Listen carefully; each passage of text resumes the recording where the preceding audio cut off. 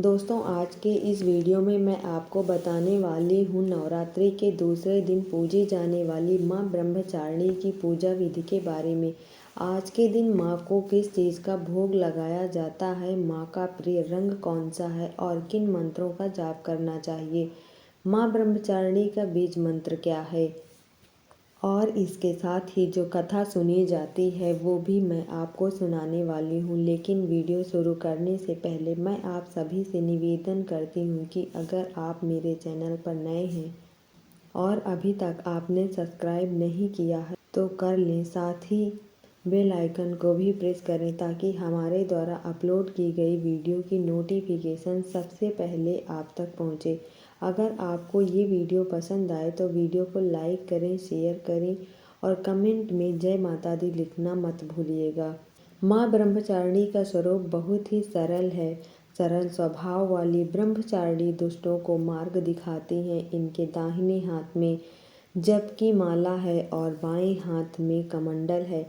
माना जाता है कि जो भी भक्तजन आज के दिन माँ ब्रह्मचारिणी की पूजा करता है तो ऐसा करने से उसमें तप करने की शक्ति, त्याग, सदाचार, संयम और वैराग्य में भी वृद्धि होती है। जीवन के कठिन से कठिन संघर्ष में भी वो इंसान विचलित नहीं होता है जो माँ ब्रह्मचारिणी की पूजा करता है। चलिए सुनते हैं माँ ब्रह्मचारिणी की कथा। पूर्व जन्म में हिमालय के घर जन्मी माँ ब्रह्मचारिणी ने नारद जी के सलाह पर भगवान शिव को पति रूप में प्राप्त करने के लिए कठोर तपस्या की थी। इनकी कठोर तपस्या के कारण ही इनका नाम ब्रह्मचारिणी यानी कि तपस्चारिणी पड़ गया। हजारों वर्षों तक इन्होंने केवल फल फूल खाकर और 100 वर्षों तक केवल जमीन पर रहकर ही पेड़ पौधों की पत्तियों पर जीवन यापन किया।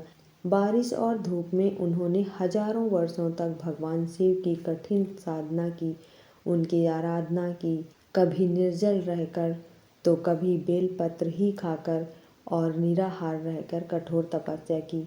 इस तरह तपस्या करने पर उनका शरीर कमजोर हो गया।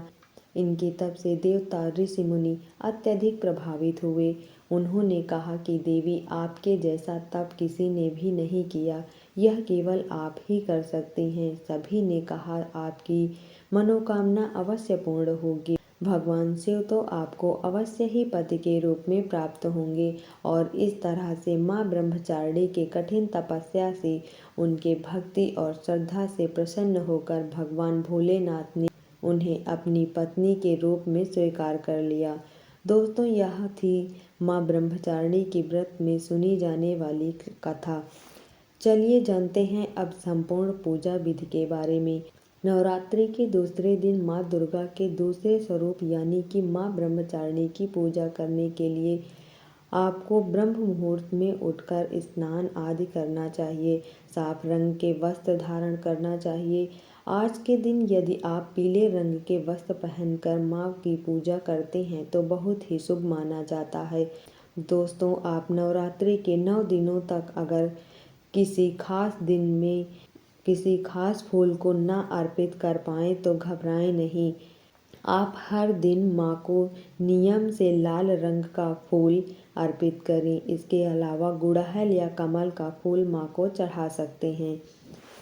माँ को तिलक लगाने के बाद फल फूल नैवेद्य अर्पित करें। पान, सुपारी और इलायची आप ज़रूर माँ को अर्पित करें। इसके साथ ही दूध, दही, घी या फिर आप शहद भी आज के दिन माँ को अर्पित कर सकते हैं। दोस्तों, अगर आपने कलश की स्थापना की है और अखंड ज्योति भी आप जला रहे हैं तो आपको ध्यान रखना है कि पूजा करते समय आपको कलश की और अखंड ज्योति की दोनों की भी पूजा करना है। गाय के घी का दिया या फिर तिल के तेल का दिया आपको जलाना चाहिए। माँ दुर्गा के सभी स्वरूपों को प्रणाम करें और आशीर्वाद लें। दुर्गा सप्तशती का पाठ नियम से नवरात्रि के पूरे 9 दिनों तक आपको जरूर करना है। साथ ही में आप कवच और अर्गला का पाठ भी करें और आज के दिन माँ ब्रह्मचारिणी के मंत्र का जाप करें। माँ ब्रह्मचारिणी पूजा मंत्र है, या देवी सर्वभूतेषु माँ ब्रह्मचारिणी रूपेण संस्थिता नमस्तस्यै नमस्तस्यै नमस्तस्यै नमो नमः। माँ ब्रह्मचारिणी का बीज मंत्र है ह्रीं श्रीं अंबिकाय नमः। दोस्तों, आपको ध्यान रखना है कि नवरात्रि के दिनों में किसी भी कन्या का दिल नहीं दुखाना चाहिए। कन्याओं को प्रसन्न करते हैं तो माना जाता है कि कन्याओं में माँ का वास होता है और जो भी भक्त नवरात्रि के दिनों में कन्याओं को प्रसन्न रखता है, माँ दुर्गा का आशीर्वाद सदैव उन पे बना रहता है। इस तरह से आपको धूप दीप जलाकर माँ ब्रह्मचारिणी की पूजा करनी है और मंत्रों का जाप करना है, जो मैं आपको बता चुकी हूँ। साथ ही आपको आज के दिन सबसे अंत में कथा कहनी है या सुननी है, फिर आपको आरती करना है और माँ को भोग लगाना है।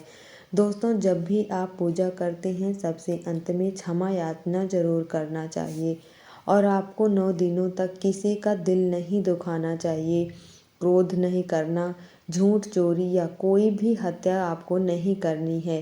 सारा दिन सच्चे मन से माँ को ध्यान करना है।